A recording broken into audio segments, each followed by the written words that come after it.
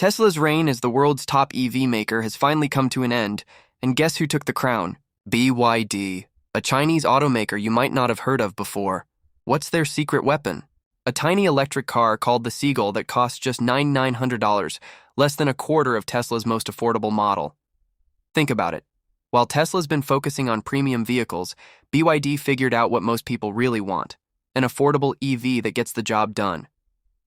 The Seagull might be small, but it's making huge waves in the industry, proving that sometimes the best solution isn't the fanciest one. It's the one most people can actually buy. There's a link in the description of this video, or in bio or comment section. We are giving away $65 for free to join our app. Highlight and click on it to get your free $65 now.